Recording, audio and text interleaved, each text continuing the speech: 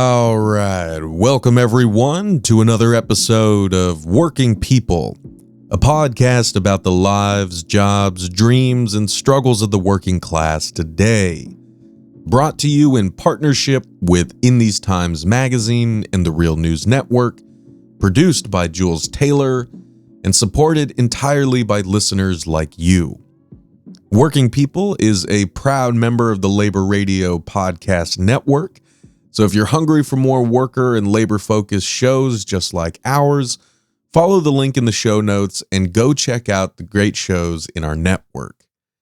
And if you want to support the work that we're doing here at Working People so that we can keep growing and keep bringing you more important conversations, please leave us a positive review on Apple Podcasts, share these episodes on your social media, and share them with your coworkers and friends and family members. And of course, the single best thing that you can do to support the show is become a paid monthly subscriber on Patreon for just $5 a month. Just head on over to patreon.com/workingpeople. That's patreon.com/workingpeople. Hit the subscribe button and you will immediately get access to all of the awesome bonus episodes that we've recorded and published over the years for our amazing subscribers. My name is Maximillian Alvarez, and we've got a really special treat for y'all today. Now, this episode has been months in the making, and I am so excited to finally share it with you guys. So I'm going to try to keep this intro short and sweet so we can get right to the good stuff.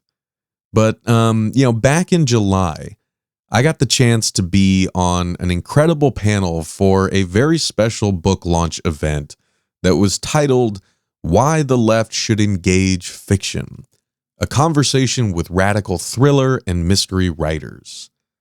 I mean, I was just honored to join, these accomplished writers like Aya de Leon, Bill Fletcher Jr., and Kate Raphael to collectively, come together and celebrate and discuss a brilliant new novel by none other than Sarah Lazare, a dear friend of the show and in real life.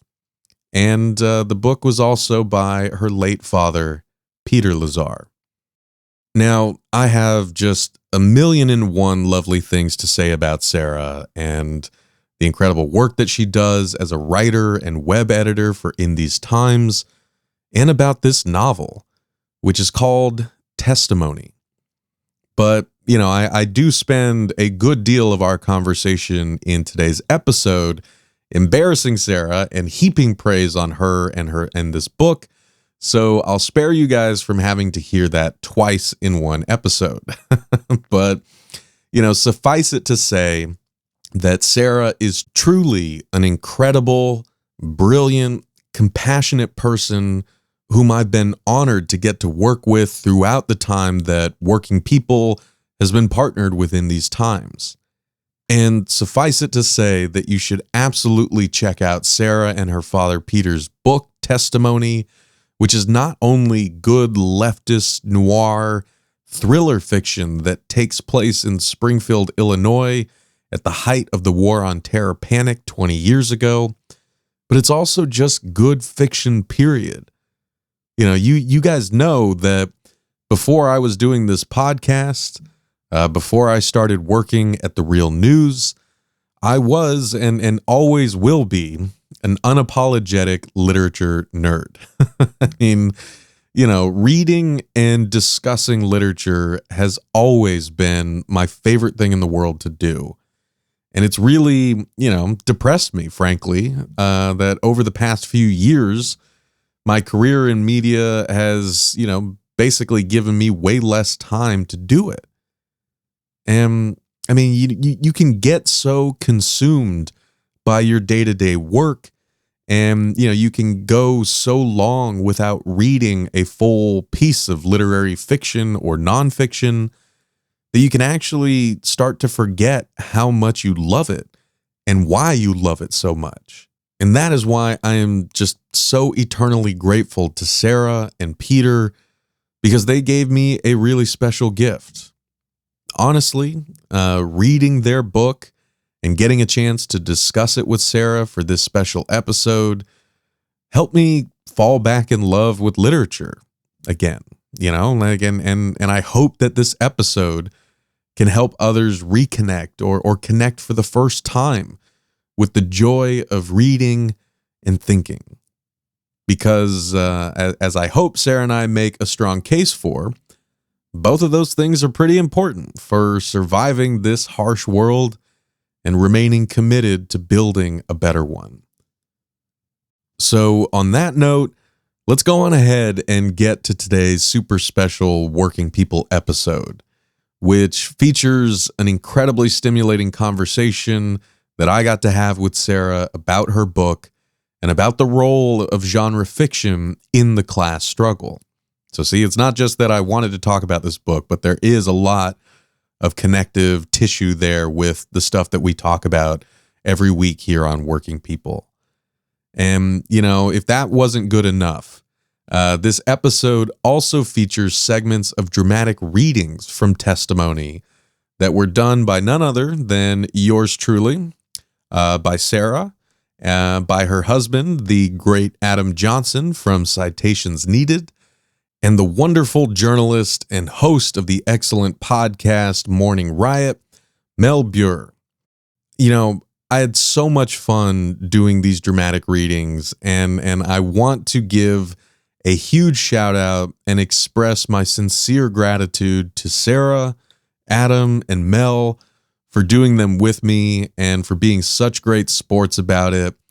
And of course, all the praise in the world needs to go to our amazing producer, Jules Taylor, for taking so much time and care to edit this episode and turn it into something truly special. And it goes without saying that this episode is dedicated to the late, great Peter Lazare and his loving daughter, Sarah. This is their story.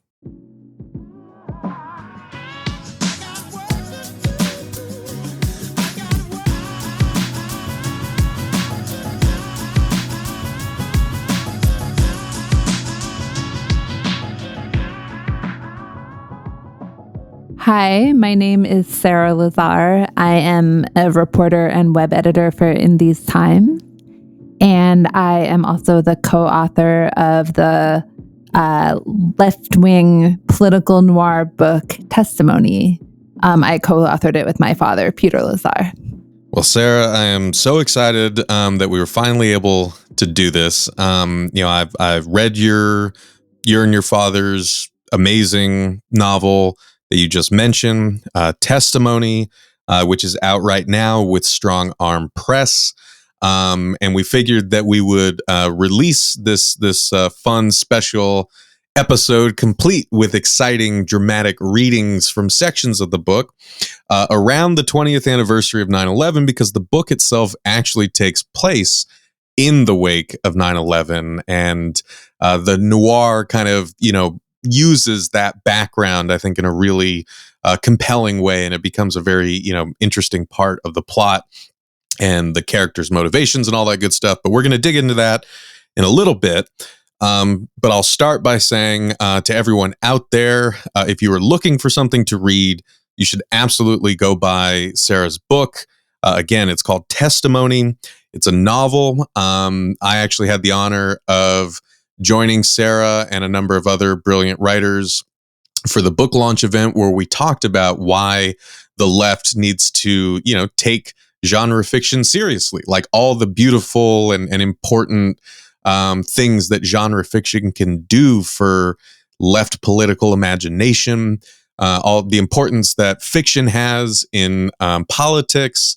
And it was one of the most invigorating discussions that I've had in a long time. And I thank Sarah for inviting me for that. And so I wanted to really then bring Sarah onto this show to talk about the book itself, how, there's a really interesting backstory to how Sarah and her father put this book together. But also for Working People listeners, you guys know that I'm a big literature nerd. You know where my politics are. And you obviously know what this show is about. And I think that Sarah and Peter's book actually fits really, really well into that kind of crosshair. So I think that everyone who listens to this show will really, really enjoy this book. And I hope that you'll really enjoy our conversation with Sarah today about it, about left fiction, and all that good stuff. So, Sarah, I don't want to, kind of go on too much because, we're really here to talk to you and learn from you about this book and what you wanted to accomplish with it. So I wanted to maybe, give listeners kind of that background story, right? Because, you and I have talked about how this book came to be in the world, but listeners may just be hearing about it for the first time. So could you give us, I guess, in the storytelling vein, could you give us the origin story of this book? Yeah, absolutely. I'd be happy to. And also, Max, thank you so much for those kind words. It means a lot. This book is very, very dear to me, and the level of engagement you've had with it has just been so tremendously appreciated. So really, thank you. So my father, Peter Lazare, before he passed away in 2018, he wrote the first draft of testimony. And I spent the 2 years following his death adding to and editing the manuscript, really viewing it as a writing collaboration.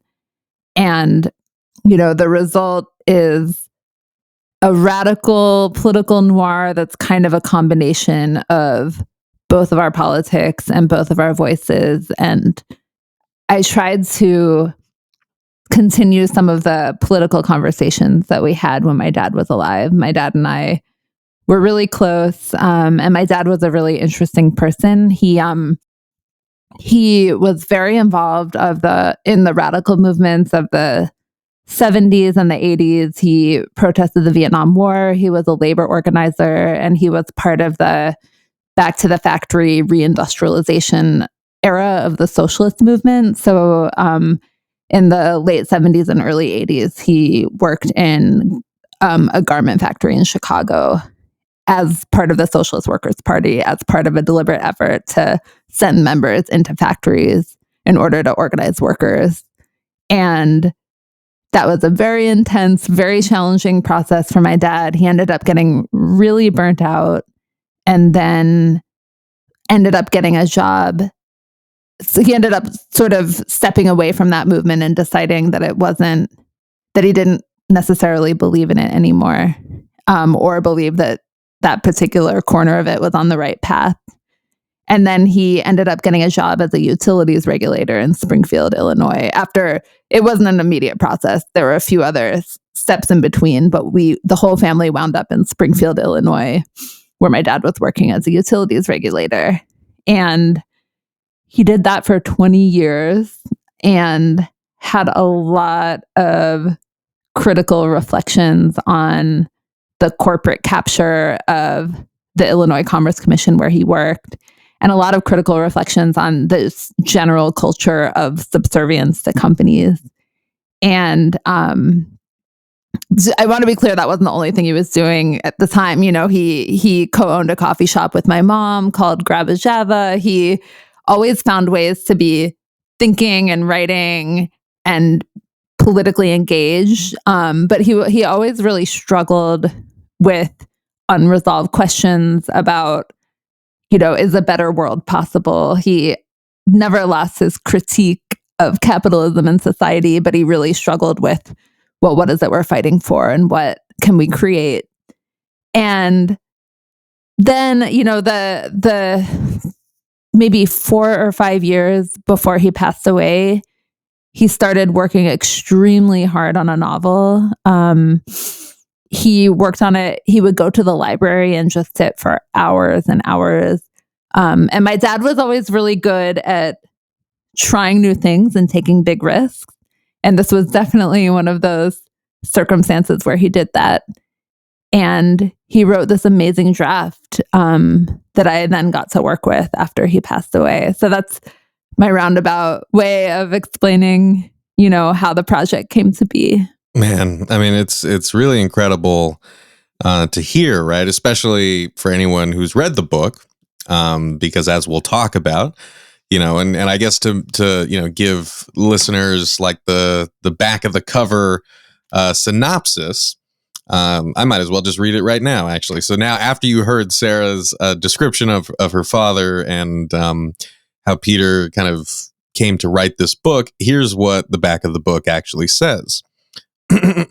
Quote, "It's 2002, the height of the war on terror panic, and Sam, a lifelong left-wing radical, has had enough. He finally decides to stow his black ski mask and move to the uneventful mid-sized city of Springfield, Illinois, to settle down and sell out as a gas utility regulator. His plans to coast and collect a check, however, are complicated when the pipe of a major gas provider he's tasked with overseeing explodes, killing a school janitor and sending an overfunded security apparatus into full-on John Milius mode, looking for terrorists who aren't there and using, quote, Homeland Authority to mask their self-dealing. Soon, Sam discovers the real problem isn't outside threats, but a culture of casual negligence and an opaque system of, quote, charity and, quote, public-private partnership that diverts money away from public safety and into the pockets of government and corporate higher-ups. With the help of a sarcastic local reporter, a kind but jaded office chum, and a mix of other outcasts, Sam realizes that going with the flow may come at too high a cost. Testimony isn't about one great man taking on the system, but about one okay, flawed person working with a ragtag team of other okay, flawed people to combat a system of cynicism and greed much bigger than them. Testimony is a sardonic political noir about corporate regulatory capture, a mid-sized city finding meaning in security theater, and the reluctant rediscovery of lost idealism. Also, that's just a really good back of the book blurb. Normally, the back of the book blurbs are kind of crap, but like that was one that actually made me go like, okay, I want to read this. Oh my gosh, thank you so much. I'm so glad you say that because it's always a really big struggle to try to summarize a project like this. So I'm so glad you like it.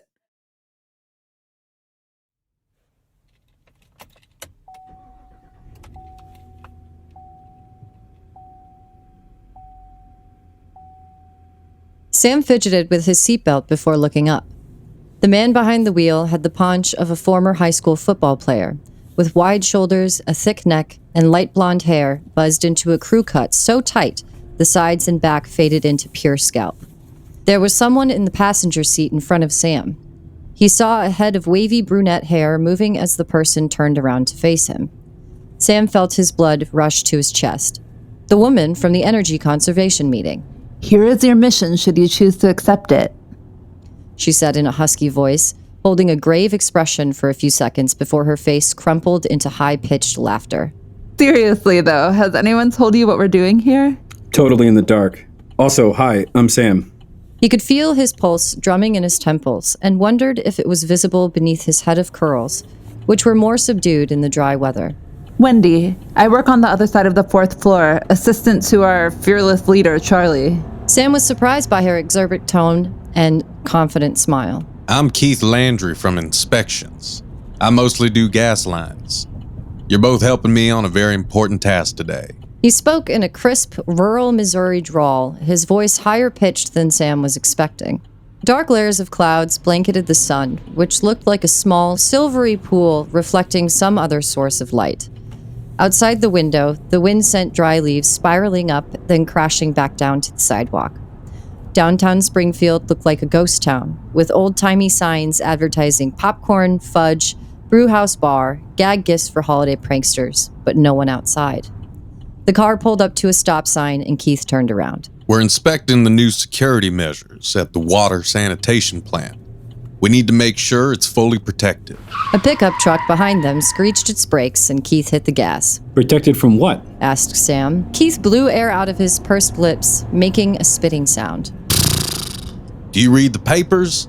What doesn't it need to be protected from, son? Keith began speaking slowly and quietly, as if patiently explaining something to a child. Al-Qaeda computers seized last year show terrorists are on the verge of turning the internet into a goddamn weapon. They could get remote control of our water systems, gas pipelines, electricity grid. Imagine 30,000 volts of electric power in the hands of Al-Qaeda. We're talking about mass bloodshed events, sir. Keith paused for dramatic effect. There is a credible threat. They could poison our water. Wendy turned around and, catching Sam's eyes, opened hers wide, a look of mock concern that told him, yes, Keith was serious. Sam resolved not to ask any more questions. It was always hard for him to bite his tongue, but he had to be careful. He was in the presence of a true believer, one with a direct line to his boss. But maybe he also wanted to be quiet because of Wendy, because he wasn't sure if he could return her bright smile. He couldn't quite tell what she was thinking. Sam laced his fingers together and looked out the window. As they headed west, downtown gave way to strip malls and then big box stores. They passed a Walmart that looked like a small village, an American flag, maybe 15, 20 feet long, snapping in the wind above a packed parking lot. Then the stores gave way to harvested cornfields, the brown stubs of broken stalks protruding from the earth in neat rows, all leading to a single point on the horizon. After 10 minutes of silent driving, Keith turned right, and after another 5, they slowed to a stop in front of a 12-foot-tall concrete wall, topped with barbed wire. The barrier wrapped around the perimeter of a facility that looked to be about the size of 4 football fields. Above them, towering 2, maybe 3 stories over the entranceway, was a guard tower, a stock of muted green-gray steel that gave way to a bulb on top. Inside, a man wearing all black. Sam squinted. Was that a rifle on his shoulder? An automatic weapon? Jesus, Keith wasn't the only person hunting for terrorists in the cornfields of central Illinois. Keith got out of the car, shut the door behind him, and immediately began huddling with 3 men who emerged from a gate in the wall. Sam and Wendy stood by the car, out of earshot of the others. Water engineer, district manager, and head of security, said Wendy, pointing her finger 3 times. I don't understand why I'm here, said Sam. There's nothing to understand. They need to make it seem like the commission is inspecting the plan's security progress. All you have to do is walk around and look at whatever they tell you to, and once in a while nod your head like this. Wendy furrowed her brow and slowly nodded, as though Sam had said the most important thing in the world. Sam meant to chuckle, but it came out a harsh bark, a laugh of disgust. Sam covered his mouth. I was supposed to be at a United Gas luncheon at the Hilton, said Wendy with the slightest note of agreement. Instead of white tablecloths and wine, I'm out here playing Boy Scout. The tour started at the wall. 12 feet of concrete topped by razor wire. This bad boy stretches all the way around the perimeter, said the head of security. We cleared our blueprints with the FBI's new National Infrastructure Center. Wait, he'd heard that before. The 5th floor conference room, the man's hand on his back, the binder. Sam wrote in his notepad. National Infrastructure Center. They've identified the Smith, Illinois water plant as a potential Al-Qaeda soft target. The head of security added, his voice grave. Do you know what a soft target is? Before they could respond, he continued. It's a target not normally secured that terrorists could attack to create panic and mayhem. It's vital to their broader war on terror strategy. Wendy chimed in. Out of curiosity, how many soft targets are there? Approximately 9,870 in the United States, ma'am. That's what makes this so important. Sam jumped in. If we're 1 in 10,000, wouldn't that make it fairly unimportant by definition? Did you see the president's speech last week? The head of security said. Everything has to be treated as a potential target, and everyone a potential terrorist. We're at war, and securing the homeland is just as important as Afghanistan. Keith stood with his hands on his hips, squinting as his head moved up and down, then side to side. Not bad, boys. This has come a long way. Wendy caught Sam's eye, and he looked down at the wilted brown grass to stifle a smile. Sam fastened the top button of his coat as the wind made a rustling sound and a cloud cast a shadow over where they were standing. When Prairie Water says we need to protect consumers, we mean it, said the district manager. 100% of those rate increases went into building that wall. Sam again scribbled, rate increases. This was the first Sam had heard of al-Qaeda threats being used to justify spiking prices for consumers, no less for something like water, which people cannot live without. Sam wasn't sure what he believed anymore, but he knew that private utility companies were not to be trusted, that his job was to guard the public from their greed, even if all he was offering was a thin layer of protection. Slightly greater odds, people wouldn't be forced to choose between heat and paying rent. But water and sewer weren't even his purview. God, what was he doing here? No, I think you did a really brilliant job. You didn't give too much away. You still managed to make energy regulation in Springfield, Illinois sound very like a still intriguing kind of topic for a noir book, which is definitely no small feat. So yeah, no, kudos to you. I thought, and this is I'm going to say it a million times during this conversation. But I'll try not to kind of embarrass Sarah. But I mean, the writing, especially in this book, is incredibly good. It's not too heavy-handed. It has just the right amount of detail. It surprises you with these kind of shocks of, poetic language that are all the more striking for kind of like how selected they're used, and they really stick in your brain like a splinter somewhere in your brain. And it's also just a really compelling narrative that you breeze through. It's a page turner. So again, that's all really no small feat. And I want to kind of talk with you about that writing process, but I guess to like kind of hop back for a second, right? So listeners kind of heard you talk about your father, Peter Lazare, and his life, and then we kind of read the back of the book, and so I'm sure people are kind of making some of the connections. But I think herein lies a really interesting question, right? Because there's the old adage that we all know. Anyone who's ever tried to write knows, has grappled with this question of write what you know, right? I think that that adage has never quite sat well with me. Right. I mean, because in so many ways, writing is a form of discovery, right? Writing is a form of probing. Writing is a way of kind of taking what you know and taking who you are, right? And sort of expanding it into a universe of your own making, right? Mm-hmm. And so it's a lot more complicated than I think people think when they hear the adage, write what you know. So I guess I wanted to ask, just from your perspective, obviously having known your father better than practically anyone and having worked on this book more closely than anyone besides your father, what is your kind of take on like how much the write what you know applies to this book and to your dad's process of getting it going? Yeah, that's a really interesting question. So for me, the writing process was much more about getting to live in this shared world with my dad. So, my dad and I were really close. My dad was pretty much my favorite person in the world. And it was really tough when he passed away. I feel like that's kind of an obvious thing to say. It's always really hard when you lose people. But during that period of time after he passed away, all I did with my free time was work on this book. So I would go to coffee shops and just sit for hours and hours. I would work after my day job. I would work all weekend. And I got to go into this space where the characters that my dad created were still there. We're still living, breathing people who I could interact with, who I could think about, who I could build on.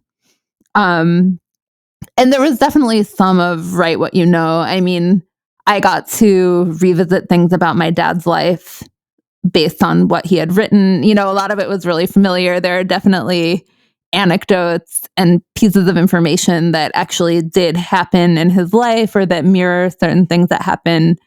To be clear, it's a fictional book, but like there was one funny anecdote from my dad's bar mitzvah that was in there where my dad was a real smartass, especially as a kid. And at his bar mitzvah, the rabbi was trying to come up with some high-minded sort of play on words where he said, you grow in size, but also in size, sighs. And then he asked my dad if my dad's suit fit him well. And my dad said no. Like, he didn't go along with it. He was supposed to go along and play along. And he basically tortured this poor rabbi and made fun of him in front of everyone and made everyone laugh uproariously. And so stuff like that is in there.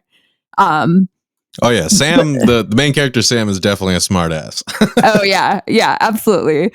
But then there's also an element of like getting to leave my mark on the characters too, because I did make changes. When I say we, my partner Adam Johnson helped me out a whole lot. I feel like I really need to give him credit. He was incredibly supportive and present during the whole process. He helped with really complex plotting out of the narratives, and he helped a lot with sort of making sure that we were avoiding cliche and avoiding tropes that are, like that. There was just, it's hard to even put into words the extent to which Adam helped me. So when I say we, I'm thinking of him as well. But so there were.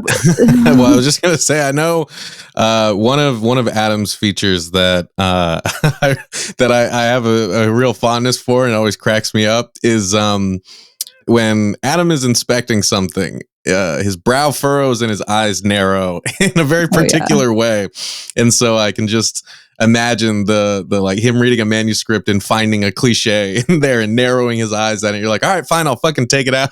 Oh yeah, totally. And you have to be really thick-skinned and really willing to hear it. I mean, I remember when I first started working on it, I was incredibly nervous and didn't know if it was something that I had it within me to do. And I came to him with 1,000 words of the very beginning of the book. And it was the 1,000 words that my dad had written the first draft of, and then I had modified and added to. And I came to Adam and I was like, is this good enough to continue? Should I continue? And he read it and he was like, yes, I think you have it in you to write this. But yeah, one of the things I was, touching on before is that it was really cool to get to leave my own mark on characters that my dad had created, and to sort of make some changes, add to them, get to be in conversation with them, have political debates. So one aspect of my relationship with my dad was that we had constant political discussions and debates.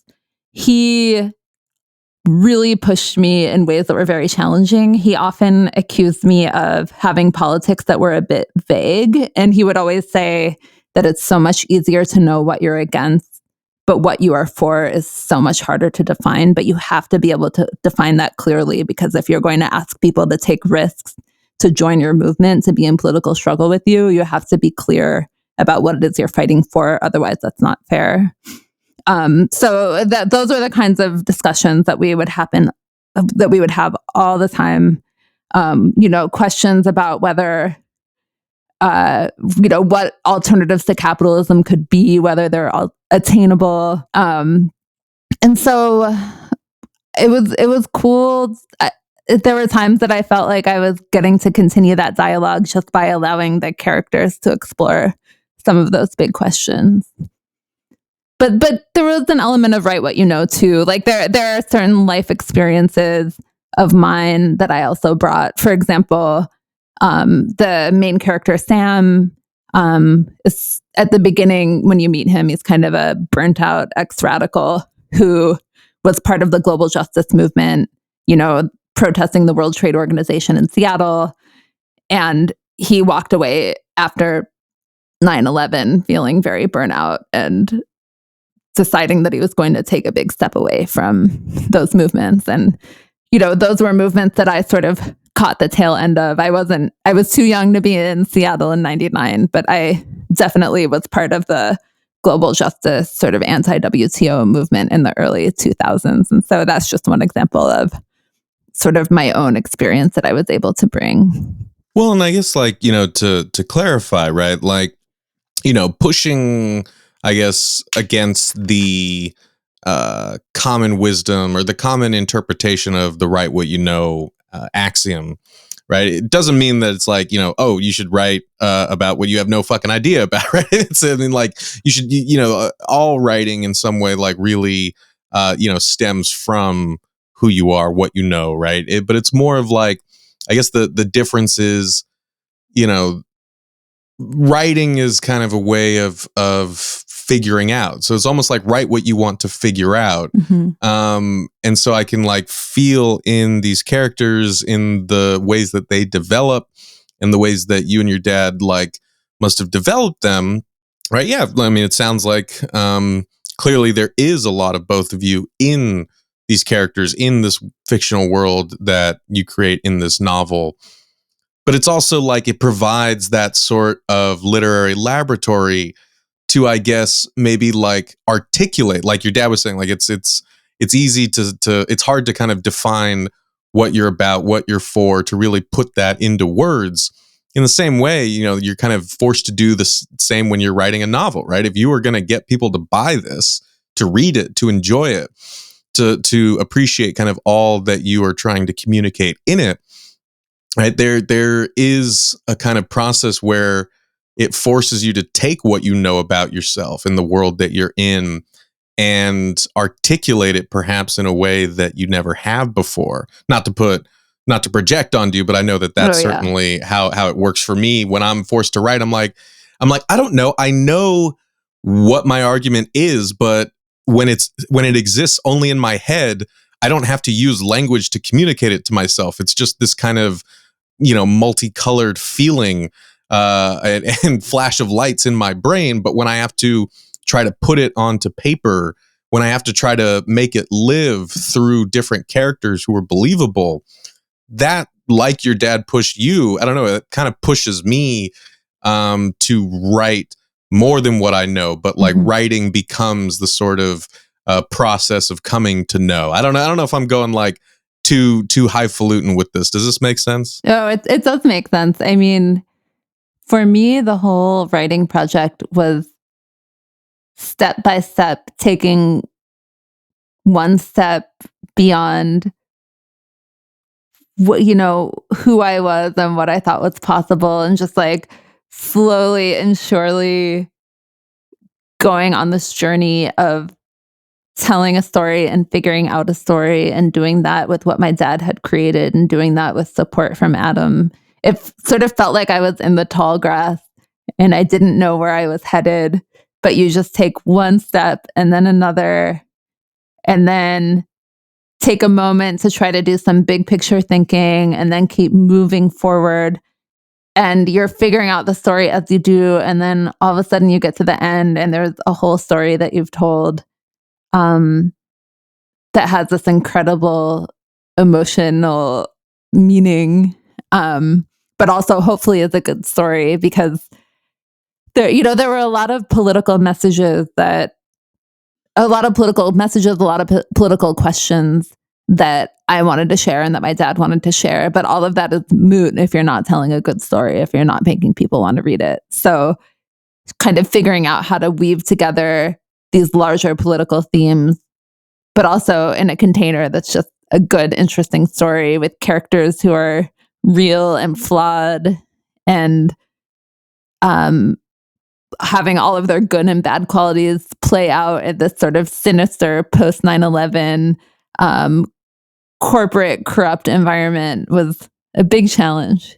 Oh yeah, I mean, I can only imagine, especially when you're also like, your dad really put you guys kind of, he made a tall mountain for you guys to climb by knowing that you had to kind of do that while also working with a novel that takes place in an energy regulation kind of office in Springfield, Illinois, right? So you had that additional struggle.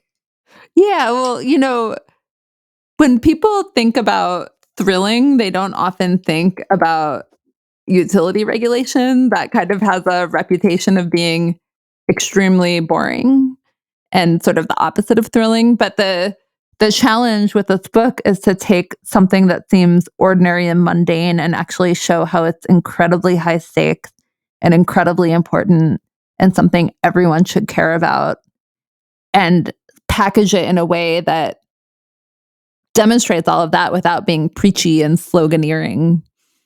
And, I think that we're seeing more and more today just how high stakes and important utilities are. I mean, right now while we're talking, huge sections of New Orleans are still without power because Entergy, which is the Fortune 500 corporation that owns and operates New Orleans' grid, has totally failed. And we're seeing private utilities and the power of utilities be an incredibly destructive force. I mean, PG&E out in California was responsible for wildfires that killed people. We saw the privatization of the Texas grid just unleash disaster during the winter storm that happened there. And so this stuff is actually really high stakes. Lives are on the line. People have to choose between paying for their heat bills or paying for their medicine. And then there's the underlying reality of climate crisis and a lot of power utilities being sourced by coal. And when you actually stop to think about it, it's incredibly important. And it also really invokes questions of what is a just way to run an economy? Should private companies have monopoly control over goods that are fundamentally needed by the public, or should those be in public democratic control? Should they be wrested out of private hands? And so the book really tries to find ways to touch on this stuff, but in ways that, are not whacking you over the head with it, but instead, instead in ways where those questions are kind of woven into the fabric of the lives of our characters. So I want to dig into that in a second, because I think now we've given listeners I think a lot of good background to start kind of digging in more to the substance of the story itself.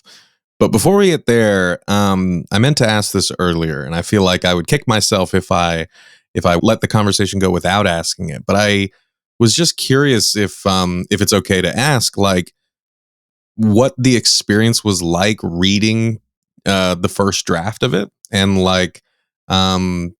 thinking yourself as a writer, as your father's daughter. I guess, what was it like to read that after your father had passed, and then to also feel like this was a project that you wanted to carry on and add to and ultimately see through to publication? My dad was an amazing writer, and he taught me everything I know about writing. He was really good at political writing, really good at analysis, really good at economic writing. And I am thoroughly convinced that he had many, many books in him. And I'm glad that one saw the light of day, but I think that there are many more he could have written. So reading the book, it was interesting. I decided to, I think it was maybe a month or a month and a half after he passed away, I decided to print out the entire book.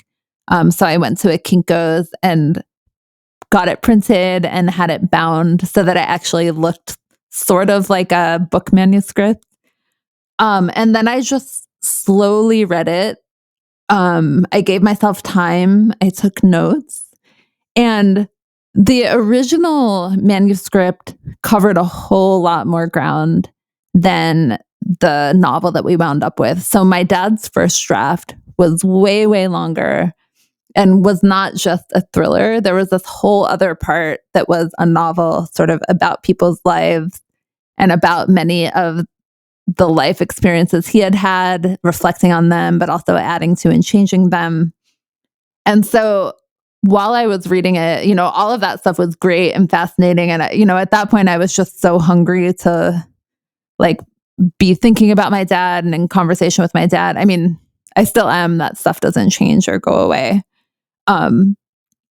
So I was so happy to read all of that other stuff. But then when I got to the part of the book that was the sort of noir thriller, I was like, oh, wow, this has heat. This is really good.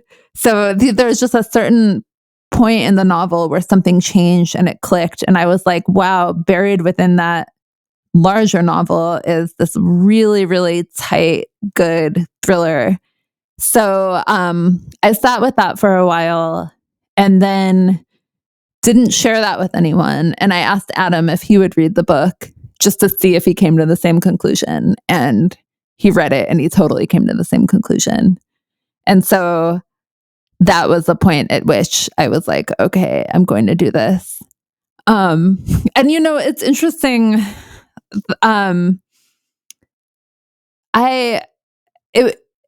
like totally loved the experience of reading stuff of my dad's that I hadn't read yet. And I am to this day very hungry to learn about new stuff he's written that I haven't read. I've gone through articles that he's written.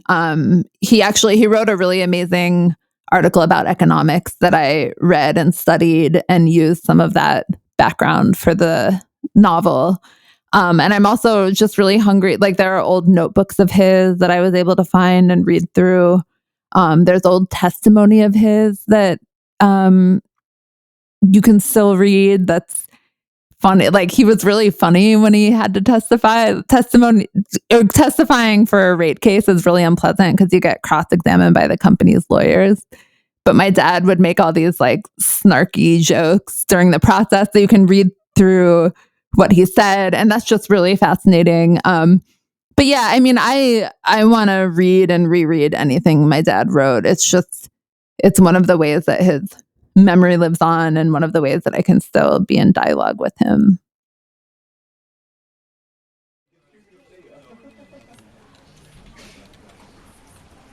It was 15 minutes until a mandatory office-wide meeting. Finally, Sam saw an opportunity to get a word with Wendy, who had been elusive and busy throughout the day, working with other assistants to personally raise funds for Rafael Sanchez's widow. He found her in her office, on the other side of the 4th floor, counting cash and change. Hey. Sam gently knocked on the already ajar door. Oh, hey. Been meaning to see you today. Wendy brushed her hair aside and turned her head. So what? Had Sam had his thunder stolen by a faulty pipe? A terrible thought to think, but he couldn't help but be irked his bold gesture of defiance was overshadowed. So, he managed to get out. How's the fundraising going? Meh, some serious cheapskates here, said Wendy. You said you wanted to see me? I did. Yeah? To donate. When I came by earlier, you weren't there. Wendy swung around in her chair, now facing Sam. I've hit up everyone but you and that creepy guy in inspections who only wears yellow ties. That was it? She baited him to go after United, and he did, and now it was just going to end there? While unemployed last year, Sam caught an interview with Mariah Carey on one of those dopey afternoon shows where she complained how her film Glitter tanked at the box office because it was released a week after 9/11. Was he coming off like that? Was this his glitter? I'm good for $50, Sam said as he sat down beside her. He pulled out a checkbook and began scribbling. Wow, generous. Thank you, Wendy said, still all business. Sam decided on the choose-your-own-adventure route, remaining vague and letting her bring it up. So, what do you think of the incident? Which one? The one I'm fundraising for or the other one? The email wasn't impulsive, if that's what you're thinking. At least it wasn't completely impulsive. It was more of a... Stop talking. Sam looked on, confused. You just don't get it. Last night I talked to you, like, for real, because we were outside of work. I'm sorry? The walls here are paper mache. Keith is a one-man NSA. These types of things are meant to be discussed after work, is what I'm saying. You want to hang out after work? Sam felt a trembling in his chest, but tried to keep his face calm. Not on a date or anything, said Wendy. Oh, no, of course not. Sam swallowed. Yeah. Keep in mind that I don't know you or trust you, but I also don't want you talking about these things out in the open to me at work. Sam shifted in his seat. Last night you said I thought this town was shitty. I don't think that. No? I'm very much on the fence. I was hoping a local of some sort could show me around, point out the good food and places with good people. Okay. Maggie's Diner tomorrow at 6 p.m. And I don't mean to play up the cloak and dagger angle, but don't tell anyone. You got a giant target on your back, and I don't want to be known as a woman who associates with... Radicals? I was going to say malcontents who send company emails drunk at 1 a.m. Sam stood up, unable to contain his grin. Great. I'll see you there. Oh, and I wouldn't suggest cashing that check till Thursday. Either that or tomorrow. Don't worry, I can pay. Perfect. Sam backed out of the office, caught up in their back and forth. He'd completely forgotten Greg's warning about Wendy. But what harm could a single night out do? So, you mentioned before, right, that, the original manuscript that your dad wrote for this was much longer, and you read through it, and you really started to notice that there was this sort of, tighter noir story within that larger draft that ultimately, came to be the book that I'm holding in my hand right now. I wanted to dig in a little bit to that noir-y substance of the book for listeners, right? Ultimately, the goal here, right, is to make this, conversation that folks who haven't read the book can still, enjoy and learn from. But obviously, our ulterior motive here is to get people to go read the book. And again, if you listen to this show, I'm 99.9% positive that you're going to really enjoy this book. If you don't, give me the goddamn book and I'll give it to someone who will like it. But so let's talk, I guess, a bit about, we don't have to give a full synopsis of it, but I guess what are what's the setting and what are the themes that you feel are really swept up in this book? Yeah, so there are a few themes. There is the corporate capture of utilities regulation and the way that the main character, Sam, tries to navigate not losing his soul within that environment. Also, the book takes place in 2002 in the buildup to the Iraq War in Springfield, Illinois, which is a pretty conservative place, relatively speaking, especially more conservative than Chicago, where I live now. And that was an incredibly jingoistic time, especially in places like Springfield, where there was just flags everywhere, real sort of, fear-mongering about terrorists, real social pressure to support the war effort, the war in Afghanistan and Iraq. And so we really try to capture that as well. And the way the plot goes, it's hard to talk about because I just don't want to give away too much. But what I will say is that the ways in which corporations and government officials exploited post 9/11 fears allowed them to get away with some really nasty, nefarious stuff in the book. And that's a big theme that I think is really important. Sometimes I worry that whole time period just sort of goes down the memory hole. People like George W. Bush get to rehabilitate their image and emerge as this cuddly, cute grandfather who you want to go get a beer with. But I remember so clearly the politics of death he just drove forward and all of the ways that, post 9/11 fears were exploited to push through incredibly right-wing policies that government and corporate players already wanted to push forward before 9/11 happened, and then they saw their opportunity. So that is also a big theme of the book. But it's also just a story of Springfield, the town where I grew up. Well, I grew up mostly there. I was born in Chicago and lived a few other places, but most of my youth was spent in Springfield. And just sort of looking at how ordinary, flawed people deal with these huge nefarious forces. And I like to refer to it as the noir. I think in some ways it's pretty different from other noir books or films, because often noir is about ordinary people taking on big corrupt systems, but often the heroes are law enforcement, police officers, detectives, whatever. But that very much is not the case with this book. And in fact, the book includes law enforcement as part of the big nefarious forces that our flawed heroes are up against. Well, and I mean, like you were saying kind of earlier, right? It's in a lot of ways depressing, but the world that we live in has kind of demonstrated the ongoing relevance of the things that you guys talk about in this book, right? I mean, like I said, we're kind of releasing this around the 20th anniversary of 9/11.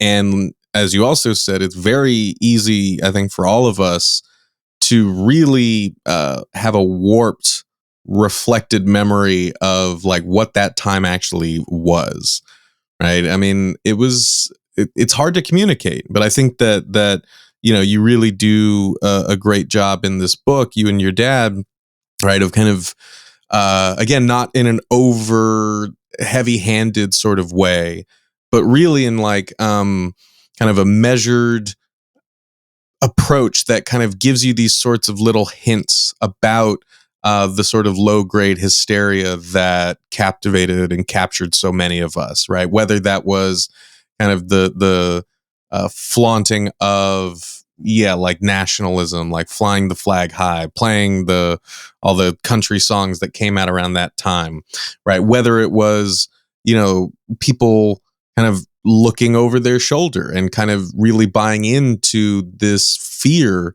right, that the terrorists were everywhere and always around the corner, right? That everywhere, even Springfield, Illinois, and its energy system, right, could be a terrorist target, right? There was so much, talk about, they hate us for our way of living, right? And so people ended up developing this sort of weird defense of the ways that we live. Like the ways that we live suddenly took on a new significance that, I don't know, just ended up kind of making people go a little bit crazy, I think.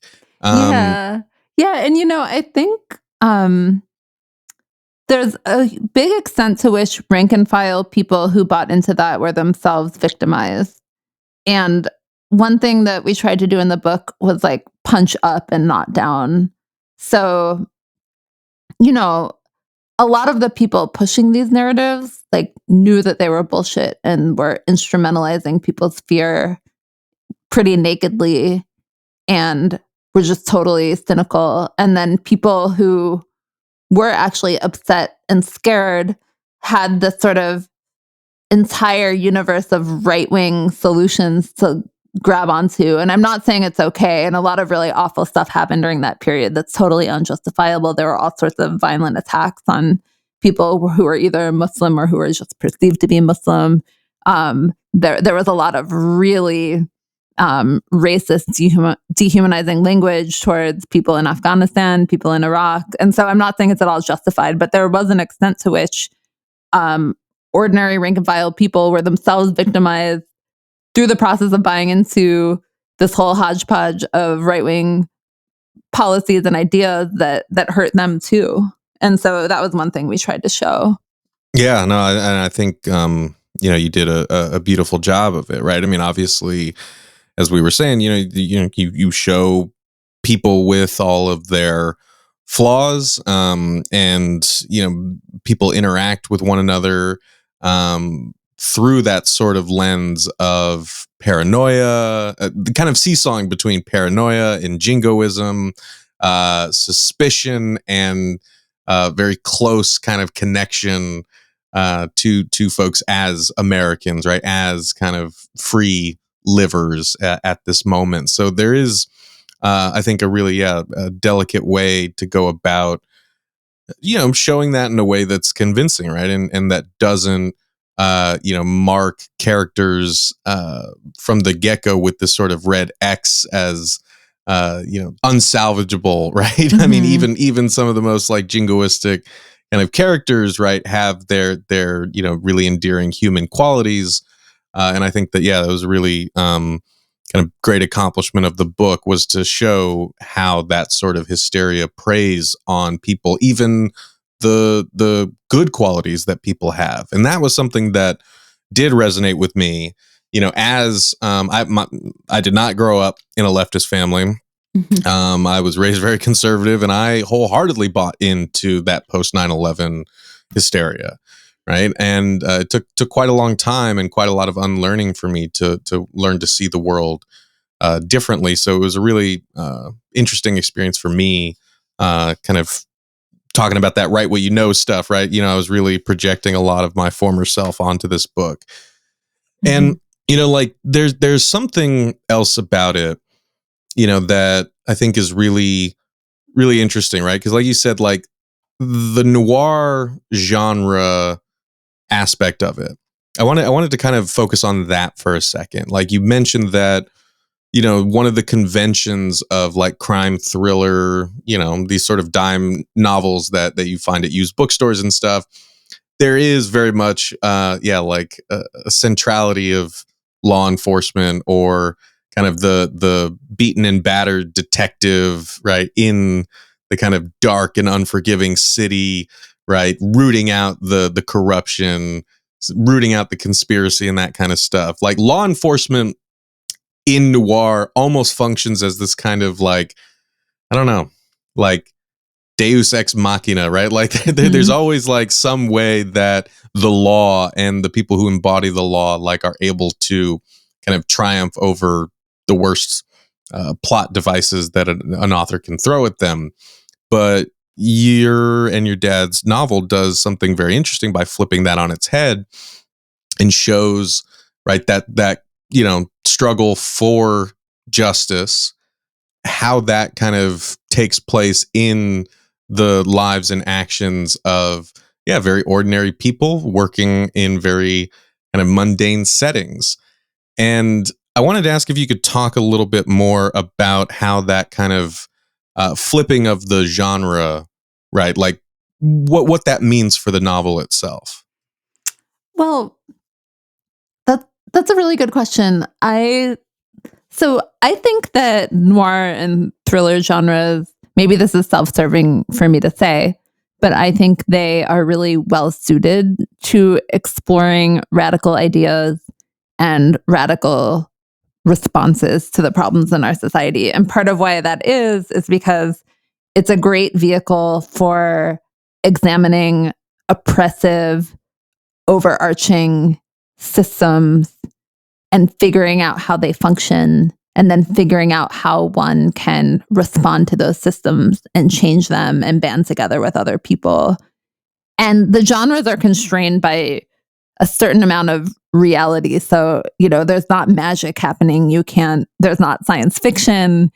It's the rules of this world you've created that the characters have to abide by. And there's something really powerful about that, because it can be a mechanism for exploring hope and fear and despair and collective action. So in this book, it takes a while to figure out exactly what's so wrong about the Illinois Commerce Commission and the power utilities it works with and the people who run the town and this larger climate of war on terror hysteria. It takes a while to figure out how all of those elements are working together to create a very particular public health danger and cover-up. And the process of learning what's going on is a way that you can make an argument to readers about how you think the world works. At first you can tell something's not quite right, but you don't know what exactly it is. But then you get another piece of information that shines a little more light. And then our main character, who's kind of fumbling and eager, but all over the place, slowly and surely figures it out with the help of this hodgepodge of other characters, a janitor named Angelo, a coworker named Wendy, a coworker named Greg, a journalist named Allison. And, when you build that kind of world, you're making a case for what you think is wrong with our society and how it could be better. And then you can really explore questions of collective action. One of the things that we tried to do with the book was to be hopeful and to make the argument that you can change things for the better, but also not be unrealistic and not portray the world as though you can just wave a wand and make everything okay. But ultimately, we tried to make the case that even if you can't make things all better, it's still worth fighting. Even if you make them just marginally better, that's still important because we're all we've got. And you certainly have to try. And, I think one of the big themes that the main character struggles with is, whether it's worthwhile to protest the Iraq War, because it seems like it's going to happen no matter what people do. And certainly it was the case. There were huge global protest movements against the Iraq War. They were unprecedented in scale internationally, but the war still happened. But still, when we look back at that period, we can still identify that it was the right thing to do to protest that war, obviously. And so those are some of the sort of political reflections that I think noir is really good at getting across. The kind of it's a genre that can be kind of cynical and nihilistic, where you can just make the argument that the whole world's a corrupt and awful place, and all we can count on is the individual good of one person. But what happens when you try to do a noir, but not be cynical about it, and try to have a heart and try to really grapple with big questions?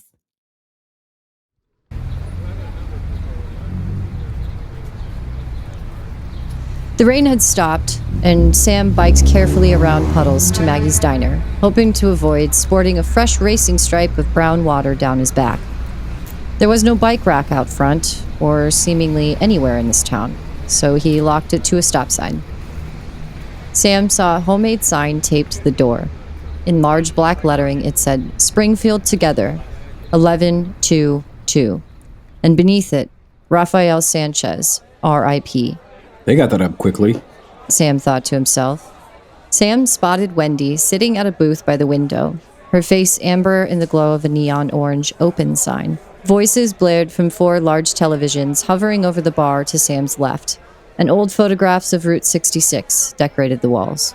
Wouldn't it be weird if someone from work saw us here? Said Sam as he sat on a wooden chair, its back digging into his shoulder blades. Wendy swatted at the air between them. Not a chance. This place is too lowbrow for them. I think it's nice. Sam put the thin paper napkin on his lap, glad that he'd remembered to do that, and leaned his elbows on the table, which looked like it had been scrubbed with shout. Wait until you try the horseshoe. I already ordered one for you, Wendy said. The what? Only Springfield's world-famous culinary specialty. Her eyes were bright, just like earlier in the meeting, but now there was a spark of mischief. Can she turn it on and off? Sam wondered. Well, I'm in the right place, said Sam. So what? I know it's horribly cliche, but I have to ask, who was that guy last night? Sam. He just seemed wholly disinterested in helping us with the papers, and I wanted to make sure you're not consorting with a serial killer. I can assure you he's... Callousness towards the helpless and weak is an early sign. That so? I read it in Newsweek. You're helpless and weak? After 4 beers, yes. Wendy's expression turned sad. Sam, you didn't have to do what you did last night, sending that email to half the city. She had lowered her voice. Sam leaned back and crossed his arms. You think I did that because of you? Before Wendy could respond, a short busser who looked to be in his early 20s with cropped hair and a worn green t-shirt placed a plate in front of each of them. As he was walking away, Sam looked closer at the back of his t-shirt. In faded black letters, it said, 1999 Healthy Future Scholarship winner. Did you see that guy's shirt? No, why? It said he won the Healthy Futures Award. Oh, good for him. I just went to their gala. Strange coincidence. Yeah. Sam hadn't touched his food yet. Why would he be working here bussing tables if he won some big scholarship? I don't know. Anyways, your food's getting cold. Sam looked down at a plate heaping with fries smothered in bright orange cheese sauce that looked like it had to be composed of at least 40% plastic. He poked with his fork and found, beneath the pile, a piece of soggy white bread topped with a beef patty. I think my cholesterol went up just looking at this. Wendy laughed. It's a great cure for hangovers, but the problem is it also gives you a hangover. An amazing piece of Springfield culture. You're from here. Unfortunately, yes. And you say I'm the snob. Well, if you grew up in this town and stayed, it generally means you have no money. Moving all the time can mean the same. My debt collectors literally don't know where to find me. Sam picked up a cheesy fry with his fork and gingerly put it in his mouth. What you said on the street the other night, it's not that I dislike Springfield or people in it. It's just, I don't want to get too attached, since if my history's any guide, I won't be here long. Ah, yes, a rolling stone. The strangest thing happened the other night. I didn't have a key for my apartment door because my landlord is kind of a scatterbrain, but she eventually got me one. But when she tried to hand it to me, I just froze. Over a key? The keychain had these big block letters, Home of Lincoln, and it just seemed to me that once I had it, it was real. Like it was a sign of your commitment? It's stupid, I know. In my mind, I'm still in Chicago living another life. Wendy put down her fork and looked at Sam. What are you trying to do? Avoid choking on a pile of lard? I mean with the United case. I don't know. I think the most I can do is make people's lives a little better, offer an extra layer of protection. What if you get fired first? Sam pierced the patty with his fork and cut it with his knife. It felt rubbery, unlike the bread, which was as soft as mulch. You think they're going to fire me? They're already trying to. But you're so new they haven't built a file yet. They can't make it look like retaliation. She paused, picked at her own patty. I shouldn't be telling you this. Sam exhaled. But it's not too late, Continued Wendy. Phil said. You talked to Phil? Apparently you do too. We were in Seattle together around the same time, got caught up in activism together. And after things went bad, he stopped talking. Wendy didn't say anything. It was as if she already knew. Anyway, I know what Phil wants me to do. Sam added. Wendy bent forward. For God's sake. They're leaning on the dead janitor's poor wife, what's her name, about her being undocumented. Trying to get her to not talk to the press. To go along with the, story. What, it's an inside job now? He let out a grin. Wendy didn't smile back. They're looking at a major lawsuit, Sam, but listen. Right. But so long as it's terrorism, or people suspect it could be, we're not talking about delayed maintenance schedules, deferred upgrades, lack of reinvesting in safety tech. We're talking about higher fences and background checks and information sharing. The whole goddamn thing is a multi-tool, good for whatever. Look, they don't... They. You keep saying they. They're leaning on the widow. They could get sued. I can't tell where United ends and the FBI and Eagle Security begin. Did they fire that guy from inspections? Sam felt a pang of tenderness as he watched Wendy take a breath and collect herself. There's a journalist who's asking questions, said Wendy. Has she contacted you? I'm sorry? Sam wondered why she suddenly shifted focus. Has a journalist contacted you? Sam held his fork in midair. Was this the real purpose of her dinner invitation? Funny enough, no. Sam stared straight at Wendy, hoping he seemed convincing. Surprising. She's been contacting everyone. Did you check your email in the past few hours? Why wouldn't Wendy drop it? Sam's stomach suddenly felt heavy. How much potato and cheese had he ingested to enjoy the company of a woman who was just looking for information to help her boss? Or was she? Maybe he was being paranoid. After all, she had warned him that his job was at risk. But were her warnings, her veiled indictments of United, calculated to win his trust? For the first time, Sam looked over at the television. He caught a glimpse of a reporter at the school before the scene cut away to a breaking bulletin about a police officer who had saved a kitten from a tree. Sam looked down at his hands, resting on the edge of the table, then back at Wendy. Why are you so interested in this reporter? Wendy half opened her mouth like she was about to say something, then shut it. So, seeing Phil again, that must be wild for you. Phil?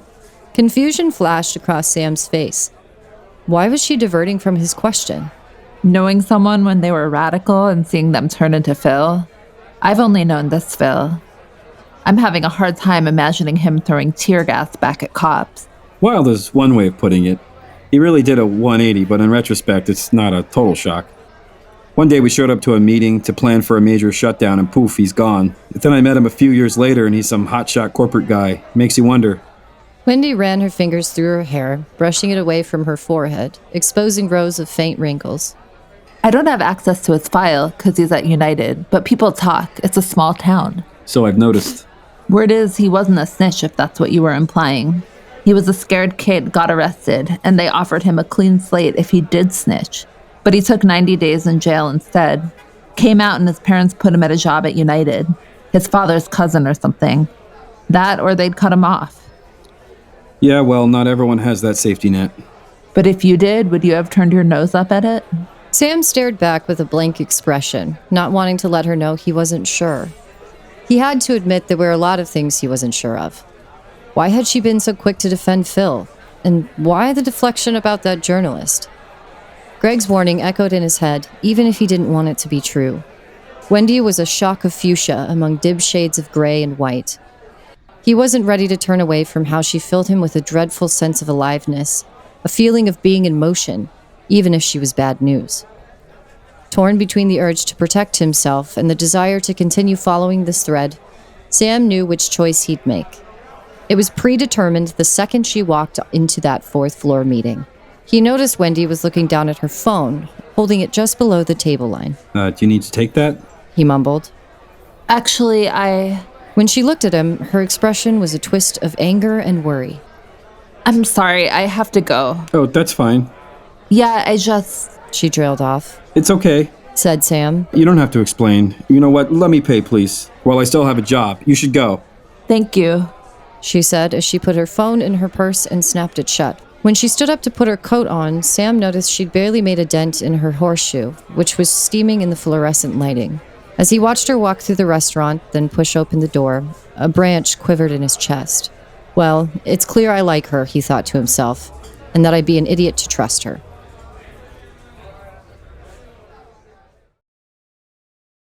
Hell yeah. And you know, I think that kind of another reason why this book ends up being so compelling is that you know, it also shows how that, what you just described, you know, how that kind of search for the good, like that struggle for the good, that struggle for justice, for kindness, right? You know, this you know, however quixotic, you know, need to push against what feels like just a kind of relentless onslaught of grift and fear and exploitation, right? You know, like you said, it's not like, you know, you need some sort of superhero, you know, like the movies, superhero movies that we see so often these days, right? To come in and kind of take you almost need, it feels like we need like a superhero to take on the size of this kind of, you know, super awful kind of system. But what this novel does, and I think it joins a really, you know, long and beautiful literary tradition, right, of, you know, kind of focusing on the quote unquote everyman, right? You know, one of the things that really excited me as a Russian literature nerd, listeners may remember that my past life, I was literature academic and very much wanted to be a literature scholar at one point. But my first great love was always Russian literature. And, you know, this made me think of, you know, like one of the classic characters in 19th century Russian fiction, written by Nikolai Gogol, one of my favorite authors, in a short story called The Overcoat. He has a character called Akaky Akakyevich Bashmachkin, who's like a government clerk.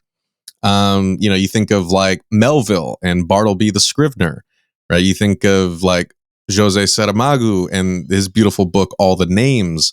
Very similar kind of character in that book as well, right? Someone who is kind of like tucked in, you know, a completely forgettable corner of this large bureaucratic apparatus, and yet still like has this sort of deeply human yearning for connecting to the people whose, like, you know, names are on the papers that he shuffles through every day.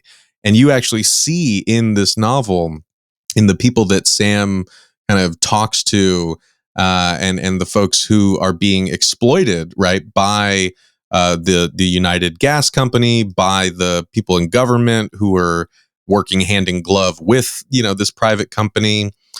you see the human toll that their corruption takes, right? You see, like you said, how it makes people have to choose between turning their heat on or paying for their medicine. And anyway, this is kind of a long roundabout way of saying that there is something that I found just tremendously beautiful, compelling, and has really stuck with me, right? That there's so many ways within that seemingly inhuman bureaucracy, right? That seemingly boring. I mean, in the same way that the boring bureaucracy of a government kind of office like the one that Sam works in, the boringness can pave over just a tremendous amount of inhumanity. But this, you kind of like show the opposite side of that you can actually show a tremendous amount of love for humanity, even in like the kind of like most Manila folder filled corners of a dinky government office in Springfield, Illinois. Yeah. No, I appreciate that. There are a few things I want to say in response to that. So one of them is that our main character, Sam, who has some qualities in common with me, some in common with my dad, is a very flawed person. He's neurotic. He's too sarcastic. He's impulsive. He is a pretty smart guy, but really lazy when it comes to details. He's kind of flailing around, but he's able to really achieve great things, not alone, but through working with other people. And you end up having all of these people who are greater than the sum of their parts when they work together. And we tried to present that as sort of a theory of change, as a theory of how things can get better, is by people working together and banding together. There are all sorts of characters. There's Mrs. Belinda, who is on a fixed income. And when her heat bill went up, she had to turn up the stove and crouch near it for warmth. There's Angelo. He's a sanitation worker at the Illinois Commerce Commission. He's the steward of his union. He talks about how 2-tier contracts have made a really awful hierarchy, and he wants to change that in the next contract. And then when something really horrible happens to one of his coworkers, he's incredibly upset, and there's a whole plot that unfolds from that. There's Allison, who is a really intrepid journalist who works for an alt weekly in Springfield, but is also keyed in with the independent media center movement of the time. She works with the Urbana-Champaign Independent Media Center on a story. So there are all of these people, and they all are really interesting and compelling, but also people who can at times seem a little bit lost or a little bit fumbling. But then when they figure out how to work together, just total magic happens. And not the kind of magic where everything's okay, but the kind of magic where they're able to achieve a lot. And then, another thing is, so Sam is like a smartass. He's sarcastic, and he can be a little too judgmental. He's comes from the East Coast. He's not from Springfield. When he first gets there, he thinks it's, a conservative place, a small-minded place. He can be pretty judgy. And then one of his big character arcs is discovering, hey, not only am I not better than people here, there are amazing people here, the best people I've ever met.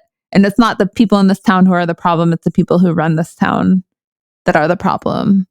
So there's a way to like engage with his flaws and his snobbery, and you hear characters push back against him and try to put him in his place. And then you see that slowly shift over time. And it's this funny thing where it's the process of discovering just how horrible the people who run the town are that he finds out just how great the people he's met there are. Yeah, I think that's beautifully put. And I'm interested, and I guess like by way of kind of folding this into the next question, because I don't want to keep you too long. But you mentioned that there's a theory of change, right? Buried in there, in that sort of dynamic between these different characters, and in the ways that they find one another, the kind of small acts of kindness that they show to one another, the ways that they deduce, like how to tell, who's on the right side and who isn't. I mean, I'm curious to know, how you see that theory of change kind of playing out in this book.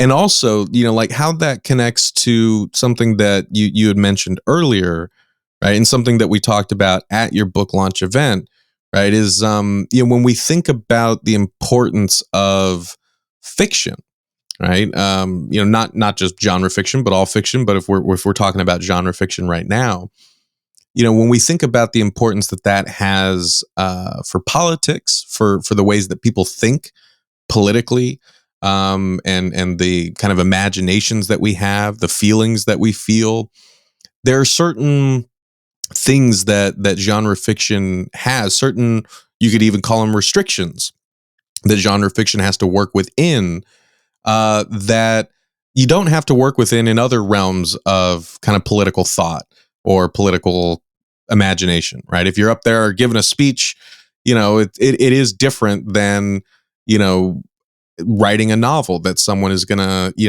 be easily able to put down if they don't like it, right? If it's not a compelling story, if they don't feel that the characters are believable. So I wanted to ask, like, I guess first about how that theory of change lives in and through the characters that you were just describing. And then also if you could talk a little bit about, how working that theory of change out through fiction, what that gives you, that maybe like writing, articles about it doesn't give you. Oh my goodness. I feel like I want to answer that second question first.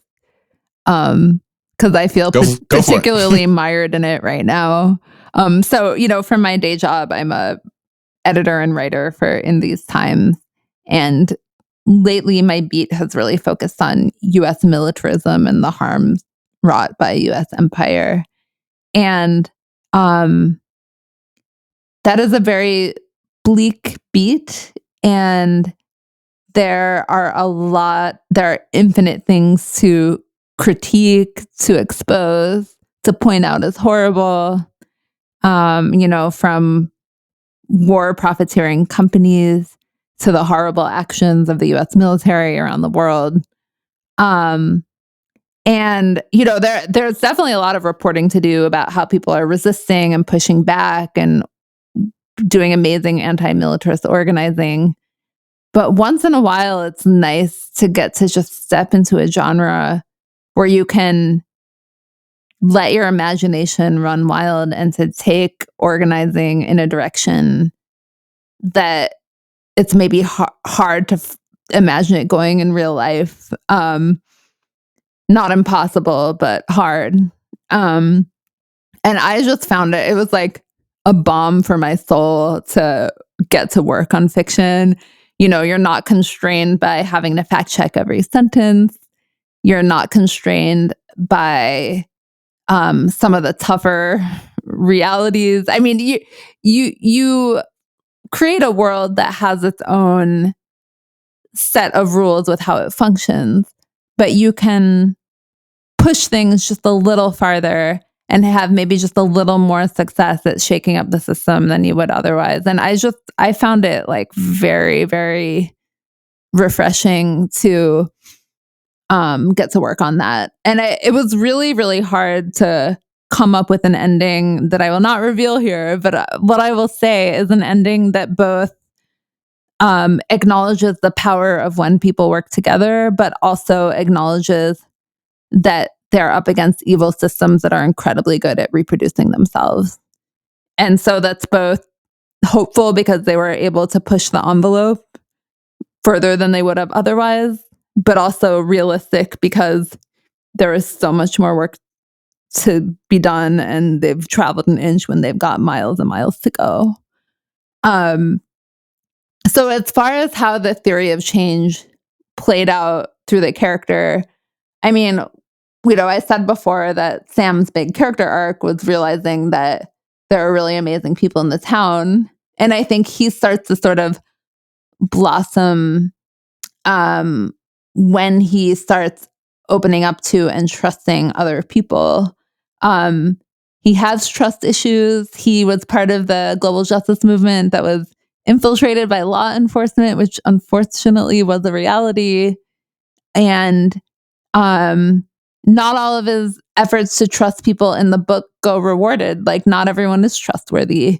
But his process of slowly opening up and being willing to take risks and be brave is vital to moving the plot forward. And his bravery takes all sorts of forms. Like, his bravery is impulsive. One of the bravest things he does is at 1 a.m. when he's drunk. And, his bravery is foolish sometimes. And his bravery is really, really messy. But nonetheless, it propels him forward. And then the bravery of other characters sort of plays off of his own. And it's like this truly ragtag team of people who are just getting to know each other that ends up taking on these like incredibly powerful, sinister forces that are much, much larger than them, just systems of overwhelming greed and corruption. And they do it just by being brave in their own very flawed ways, and they're able to help each other be brave. And I think that's how all of the movements that I respect most really function. Organizing is messy and it's hard, and the best of it is just led by people who are being really brave and sort of making themselves bigger and helping other people make themselves bigger and taking risks together.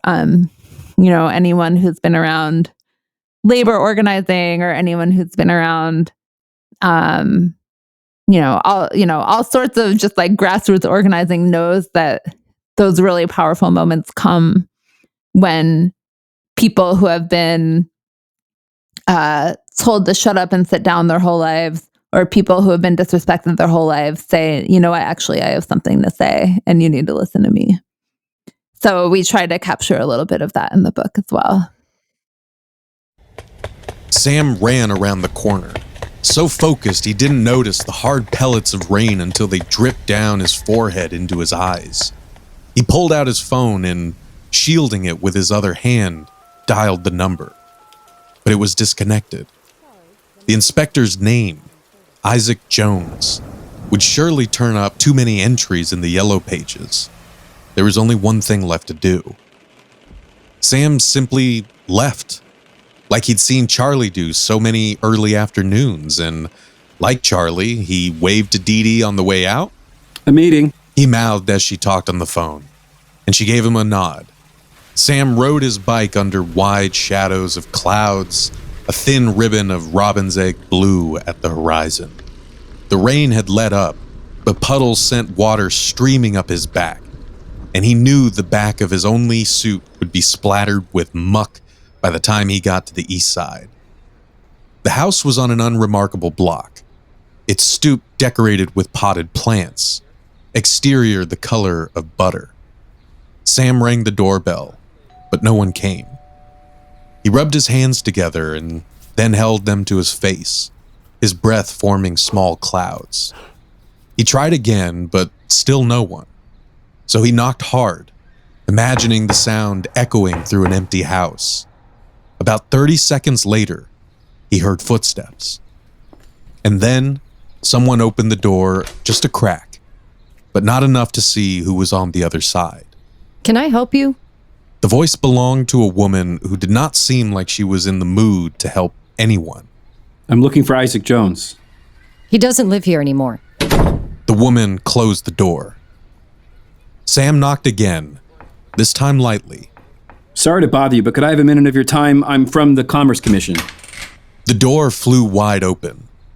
A woman who couldn't have been more than 25 was standing with a baby on one hip, her eyes furious. She was slender, probably just over 5 feet, with tight braids that reached just past her shoulders. What do you want with my father? I'm sorry to intrude. I know it must be weird having a random white guy show up to your house. It's weird having a random any kind of guy show up to my house. Right, of course. This is the only way I knew how to find him, is the thing. Well, he's not here, thanks to y'all. The woman was speaking with forced constraint, and Sam saw the baby was undisturbed, smiling widely. I'm so sorry, that's what I wanted to ask about. The child let out a giggle, then lunged for Sam's nose. He smiled as he jerked his head away to avoid the baby's touch. How old? He asked. The woman looked Sam up and down with an expression that wavered between skepticism and pity. Sam knew he probably looked like a stray cat, his hair stringy and flat from the rain. But maybe this woman is the kind who helps strays. She's 9 months. You rode your bike here? From 6 and Capital. What is it you say you do? I'm a rate analyst, brand new. The woman said nothing. I'm on the United Gas case, and I'm unsettled by some things. I wanted to know what happened to your father. Sam blurted out. The woman put her hand on the door, probably to shut it in his face, Sam thought. But to his surprise, she opened it wider and stepped aside, gesturing with her arm. All right, come in. My name is Tiana. They sat on folding chairs around a plastic table, and Tiana handed Sam a cup of Swiss Miss. He took a big gulp, letting the chunks of powder dissolve in his mouth, as the warmth made his fingers tingle. Across from him, Tiana held the baby on her knee, which never stopped bouncing. Before Sam knew what was happening, he was telling her everything about the testimony, Infraguard, the conversation with Allison. He knew if he was caught discussing confidential information with someone outside the commission, it would get him fired. But he had the feeling he could trust this woman. With each piece of information, Tiana nodded encouragingly, but her expression turned to sympathy when he described the dinner with Wendy. Am I being paranoid? He asked, realizing he hadn't mentioned his suspicions of Wendy to anyone yet, not even Greg. I don't know, She said, but the expression in her eyes made it seem like she did. By now, Tiana had softened to him, and Sam was emboldened to ask again what had happened to her dad. Tiana's tone was as matter-of-fact as a court stenographer reading back dialogue. My father was an inspector. His training is in engineering. That's what he was paid to do. When he reported the condition of United's gas lines, he was told, "Thank you very much, we'll take it from here." And when they did nothing, he asked questions. Tiana paused. When she spoke again, her voice was trembling. My father was never aggressive or unprofessional. What did he see? What did he see? Exactly what you expect. Why else would you ride your bike all the way here? Tiana laughed for a moment, then stopped herself.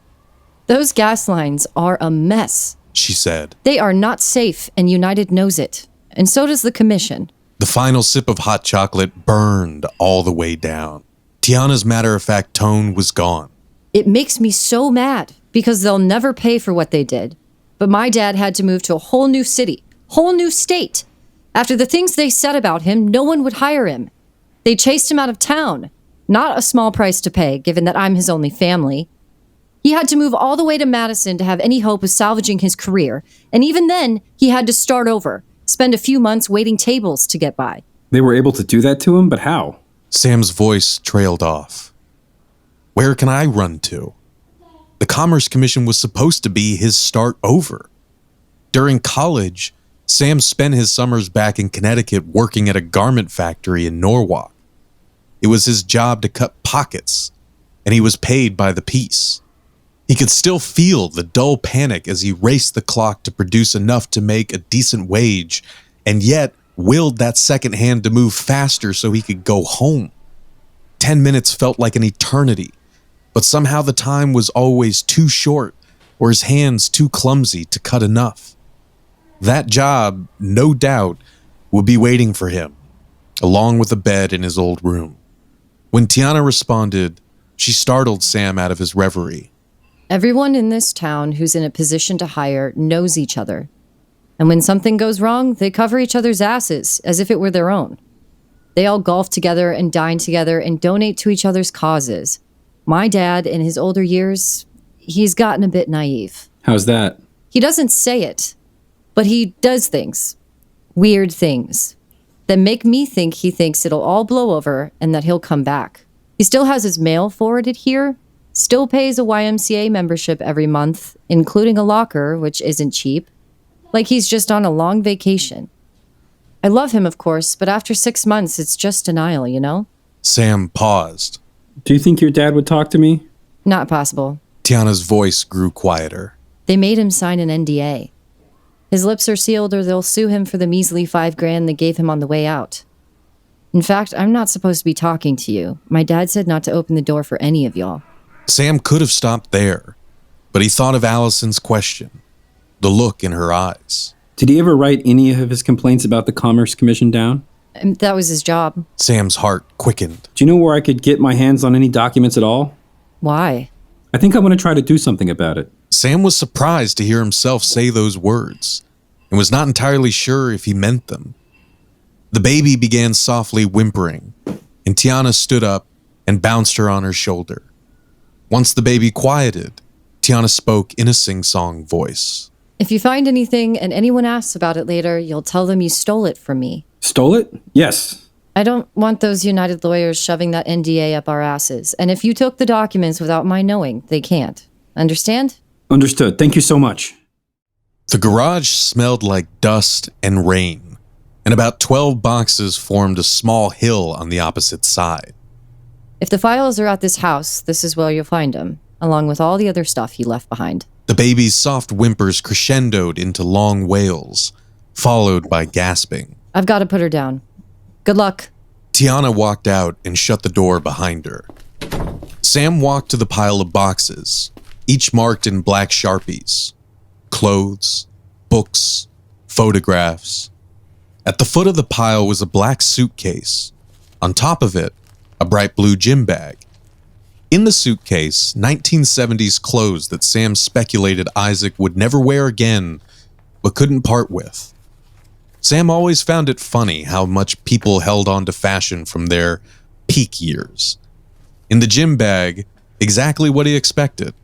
Worn-out running shoes, pool goggles, a small locker key, a rolled-up towel. Sam walked to the other side of the pile, where there was just about a foot between the boxes and the wall. More books and more clothes. This man left a lot behind, Sam thought to himself. Sam saw a small box, a few feet away from the pile. He walked over but couldn't find a label. He carefully tore off the tape and opened the box.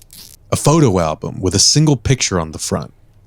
A man, smiling, in a graduation gown, holding a baby in one arm. His other slinked around the waist of a young woman, her head resting on his shoulder. He picked up the album and gently put it aside.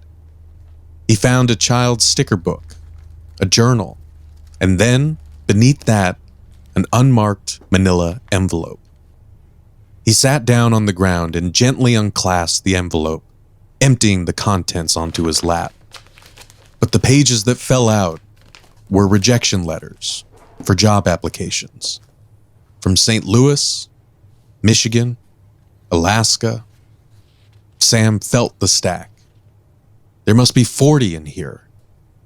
I'm not the only one, he thought, remembering the bitter gratitude that someone had taken the time to mail him a note on the company's letterhead, carefully signed, telling him he wasn't the right fit. Sam put the contents back in the box and reached for the next one. It was roughly the size of a file cabinet. This could be it. But when Sam pulled the tape off, releasing the flaps, plumes of dust flew up from a stack of old records. He ran his fingers along them. Muddy Waters, The Beatles, Leadbelly. Sam shut the flaps and pulled the dusty tape over them, sealing them closed. He reached for a box of a similar size, expecting it to be records, but when he tore it open, there was a binder resting at the top. When Sam opened it, he saw a stack of files. The first was labeled Commerce Commission. But when he pulled out its contents, he just found an acceptance letter. Sam thumbed through to see what the other files were named. Insurance, W-2s. When he saw one labeled inspection reports, he felt light and heavy at once, as if underwater. But when he reached into the file, there was nothing there. Why was every work file here except the inspection reports, he wondered. Couldn't just be a coincidence, could it? Sam did a 360-degree scan of the garage, then let out a deep breath. He had come up empty. As he stood, Tiana opened the garage door. Don't worry, I'm leaving soon, Sam said. I think it's great what you're trying to do. It's just the baby. I understand. Just one more thing. Earlier, you said you weren't supposed to talk to any of us. Who did you mean by us? Commission people. My father mentioned people from the commission might come by, snooping around, trying to find stuff they could use against him. So why'd you let me in? The men my dad was talking about, the ones who silenced him, they don't ride around on bikes, stumbling around soaking wet. Oh. No offense. None taken. Too bumbling to be evil is the shtick I'm going for these days. You said your father was getting naive in his old age, that he did things that gave you the impression he thought he was coming back. Yeah? I think he was maybe the opposite. Extremely careful and mistrusting. Sam began walking to the opposite end of the garage. You said he paid his YMCA bill every month. Did he tell you this? Well, no. They send the receipt in the mail. In the mail he still sends here. It's a strange thing to hold on to. They charge him $15 a month. I think he has his mail sent here because he doesn't want to be found. And as for the YMCA locker? Sam picked up the gym bag and set it on a pile of boxes in front of Tiana. I think I know why he kept it, but I need your permission to check. I have a hunch. Hell yeah. I think that, again, you capture it beautifully.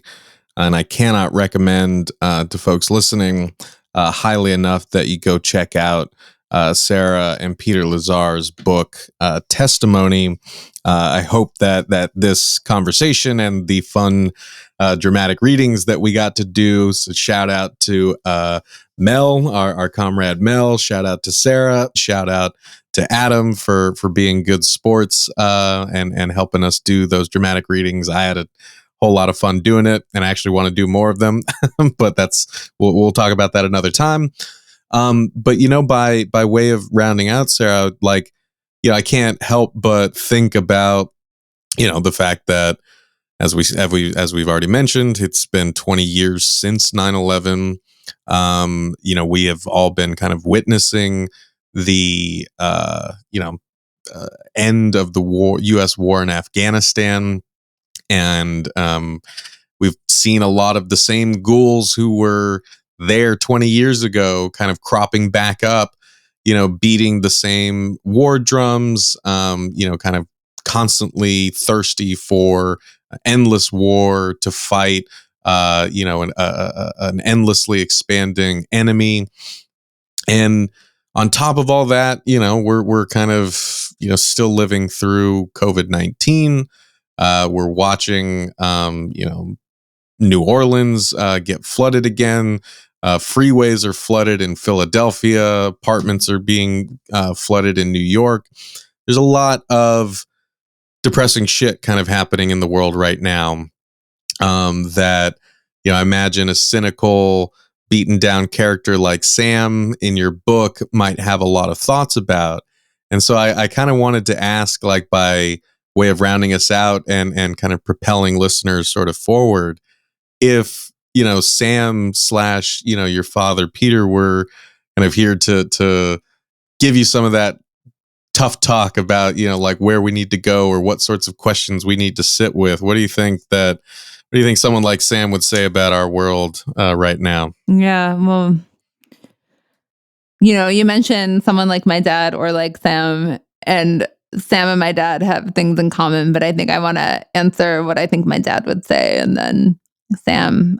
So, my dad was always very surprising and sort of hard to predict what he would say because he was a very unique, surprising person. But one thing that he always told me was that we really have to prioritize curbing climate change. Anytime there wasn't a climate story at the top of the In These Times website, my dad would call or text me and be like, why isn't there anything about climate on the website? So I know my dad would say we really need to prioritize tackling the climate crisis. As far as Sam, the main character of Testimony, I'm going to answer for the Sam at the end of the book after he's gone through his transformation. You know, I think he would say something snarky. I think he would have a joke about how shitty and tough things are. But I think that he would suggest that you keep fighting because that's the only choice you have. Because all we have is each other in this world that we inhabit. And our only choice is to try.